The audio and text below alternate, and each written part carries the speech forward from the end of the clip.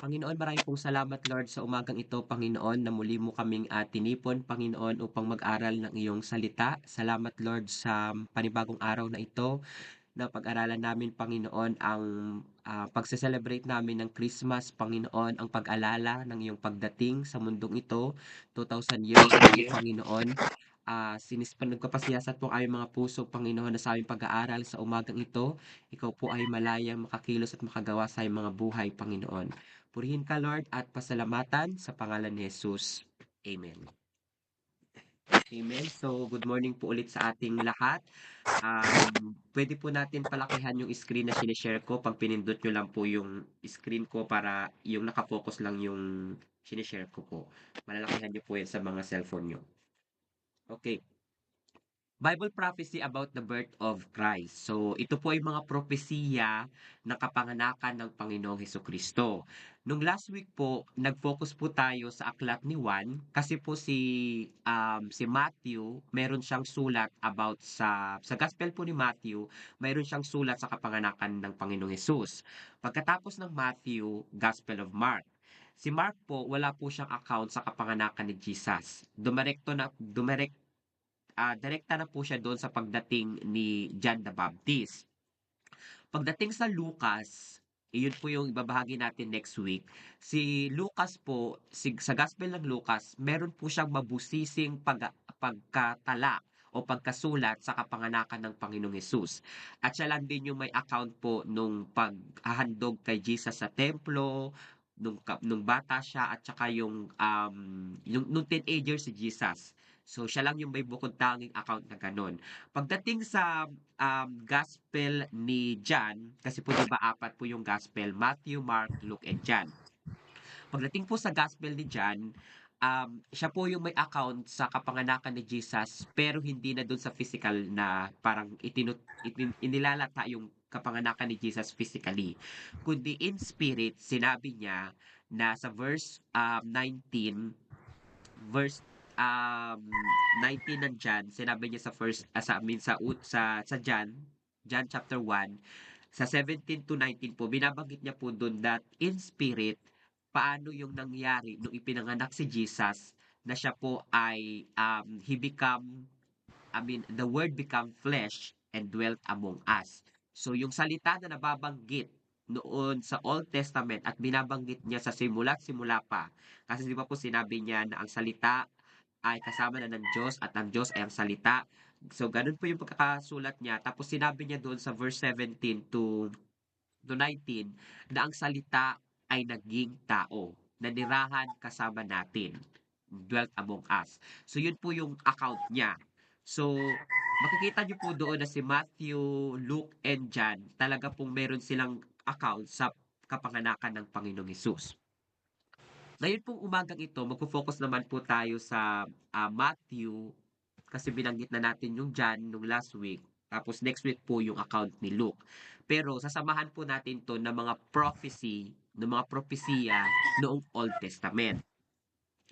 Bakit natin mahalagang makita na noong Old Testament pa ay meron na talagang ipinopropesiya o ipinopropesiya na talagang pagdating ng Panginoong Yesus? Mahalaga po na maunawaan natin kasi po ang Old Testament at ang New Testament po ay konektado. Hindi mo ma-appreciate ang bagong tipan kung kung hindi mo nakita ang lumang tipan. Kaya po dito makikita po natin na thank you. So ang Bible sa Old Testament po nakasulat po yung mga propesiya ng Panginoong Hesus para po ito ay tumawid sa bagong tipan. So, hindi mo ma-appreciate ang bagong tipan kung hindi mo nauunawaan ang lumang tipan.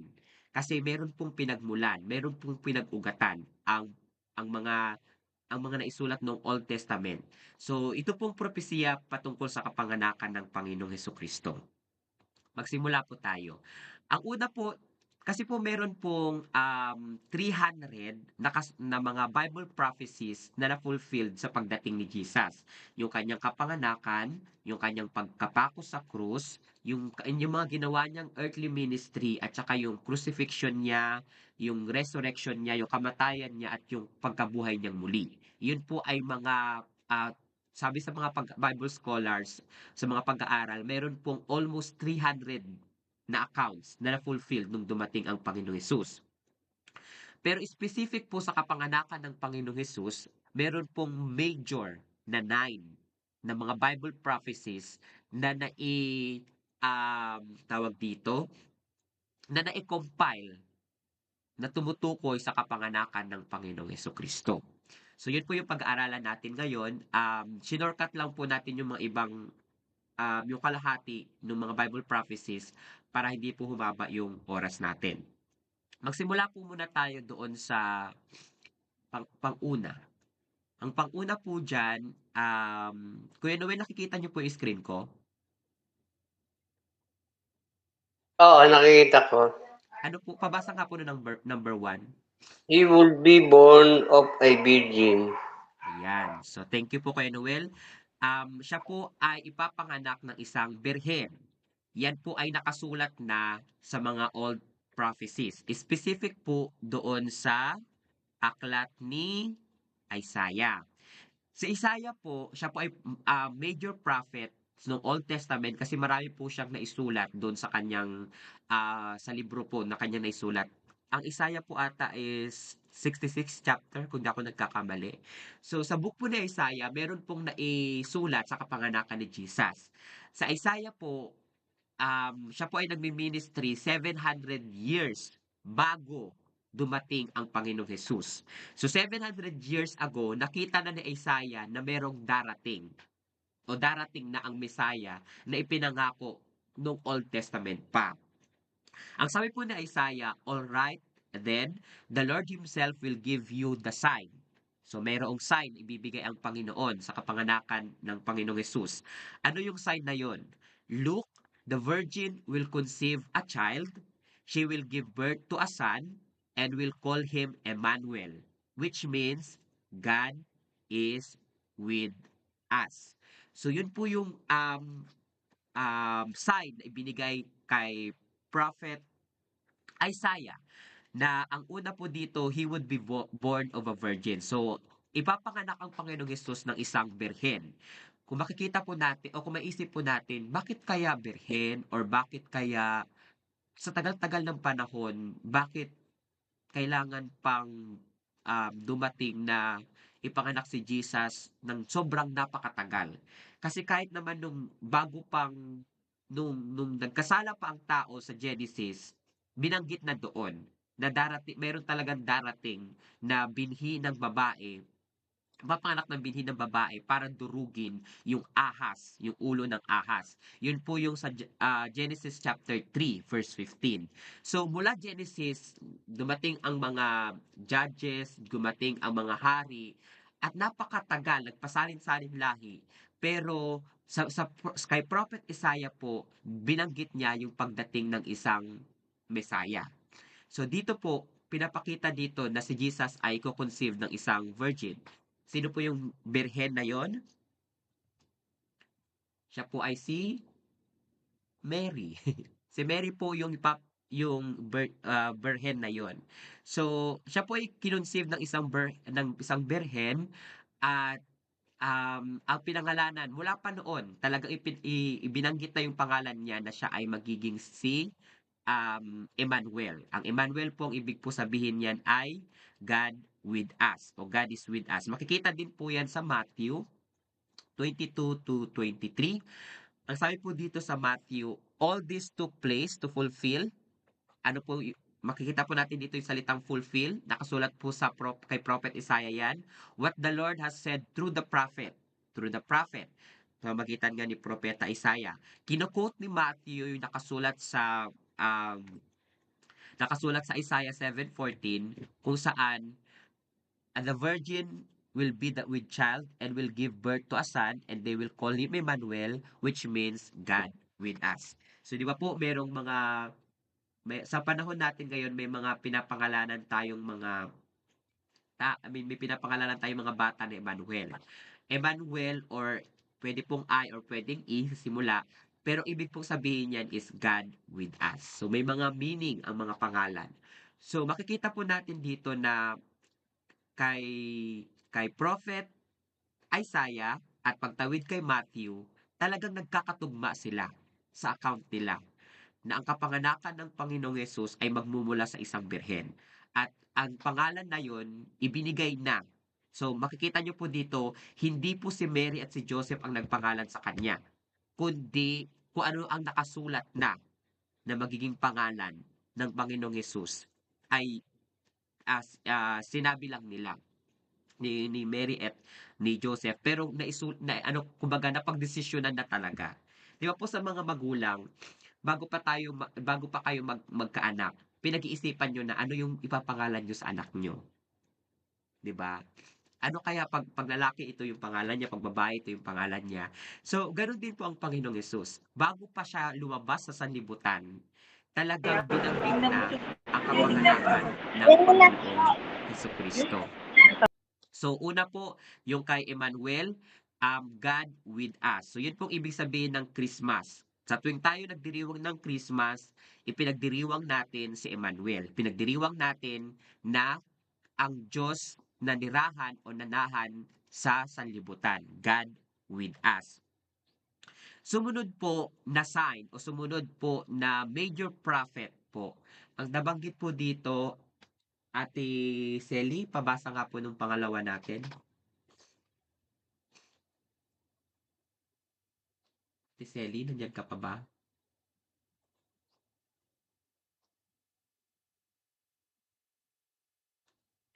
Oh, sige po. He will Number be 2. born in Bethlehem.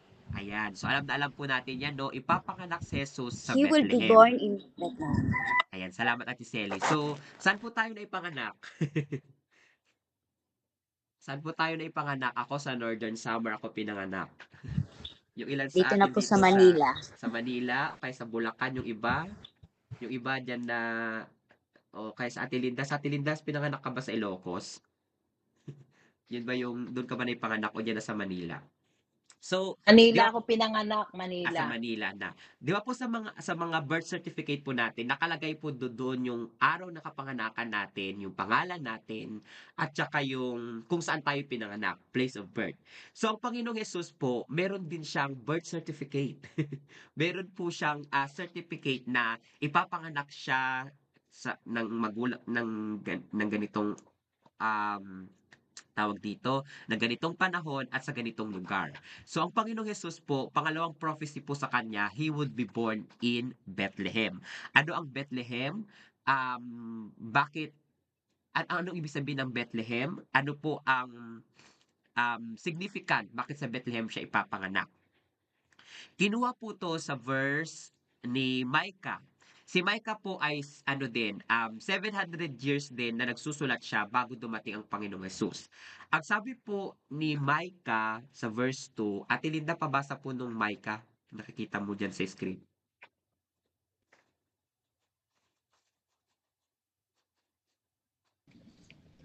Paano ba?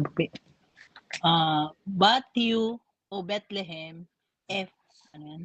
Ephrata. Ephrata are only a small village among all the people of Judah, yet a ruler of Israel whose origin are lumiit. Origin are in the distant part will come from you on my behalf. Ayan, on my behalf. So, sa Bethlehem po ipapanganak ang Panginoong Hesus. Mula kasi po sa Ate Linda na tumira siya sa Jordan, di ba? Nag-abroad siya doon. So, nakaka-relate siya. Pero, ang Bethlehem po, ang ibig po sabihin ng Bethlehem, Beth and Lehem. Hati po, Beth and Lehem. Ang ibig po sabihin ng Beth, ang ibig po sabihin niyan is bahay or house. At Lehem po ay tinapay. So, meaning to say, ang Bethlehem po, siya po ay house of bread. Yun pong ibig sabihin ng Bethlehem, house of bread. Kasi sa Bethlehem po, marami pong mga grains doon, sabi sa pag-aaral, at sila po yung nagpo-produce ng tinapay. Yun po. Ayan, so Bethlehem po. At bukod po sa tinapay na pinoproduce nila po, sila po ay nagpo-produce din o sila yung tagapangalaga ng mga tupa. Sa Lucas po next week, maunawaan po natin yon. Sila po yung nag-aalaga ng mga tupa, ng mga lamb o ng mga sheep na ihahandog doon sa Jerusalem sa mga dahil sa pagkakasala po ng sanlibutan, 'di ba po, naghahandog sila taon-taon ng kanilang mga handog ng paglilinis. So yun po. So ang Bethlehem po, house of bread, diyan po ipinanganak ang Panginoong Hesus. Sabi po sa verse na to, small village lang siya. Pero magmumula sa kanya ang ruler o ang hari ng Israel at yung origin ng Panginoong Hesus mula pa nung mula't simula pa. Sinabi na ni Micah na ang pinagmulan ng Panginoon ay talagang mula't mula pa. Physical, pinanganak si Jesus sa sanlibutan sa Bethlehem. Pero yung origin, yung pinagmulan ng Panginoong Jesus ay talagang noon-noon pa. So kasi siya ay Diyos, pero siya nga ay nanirahan sa sanlibutan. So yun po ang account ni Micah. Pangatlo po na major prophecy, Bible prophecy po, he would spend his infancy in Egypt. So familiar po to sa atin kapag tayo po ay nagbabasa ng Bagong Tipan. Sa Matthew, sa Lucas at saka, ayun, yung dalawa po na yun, Matthew at saka Lucas, binabanggit po doon na ang kanyang kabataan ay siya ay tatawagin sa Egypt o sa Ehipto. Yan po ay nakuha sa Hosea. Aside po dito sa Hosea, when Israel was a child, nung bata pa ang Israel, kasi po alam natin, di ba, ang Israel, ang bayan ng Diyos, inilabas sila sa Ehipto. Sabi po dyan, I love him and called him my son out of Egypt. So, kumbaga yung paglabas ng Panginoon sa bayang Israel, noong sila ay naalipin, 400 years na naalipin ng bayang Israel, di ba po si Moises ang naglabas sa kanila. Pero yun po ay significant na sa pagdating ng Panginoong Hesus, ilalabas din siya sa Ehipto. Ang nangyari po kasi dito, excuse lang po saglit, Kristiyano, 'di ba? Kahit hindi Kristiyano, kapag sinasabi nilang December 25th, talagang kumbaga nagdiriwang din sila. So again, kung may magsasabi sa inyo na huwag niyo ipagdiwang ang Christmas kasi pagano naman yung pagdiriwang. Bilang mga Kristiyano, alam niyo na hindi, nakapropesiya na yan, Old Testament pa lang, nakapropesiya na ang pagdating ng Panginoong Hesus. Pero hindi naman kasi yung araw lang ang sineselebrate natin, kundi mismong yung Hesus na nakilala natin. Siya yung pinakasentro ng ating ipinagdiriwang.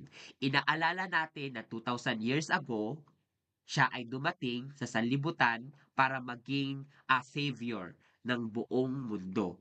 So, kahit hindi Kristiyano, kapag Christmas po, 'di ba, sinasabi nilang kapanganakan ng Panginoong Hesus. So doon pwede mo siyang maging parang point of contact na ibahagi o i-share ang Panginoong Hesus na oo, kasi sa Old Testament pa lang naka-prophesy na ang pagdating ng Panginoong Hesus. So, dito po sa mga Bible prophecy na nabanggit, i-summarize lang po natin.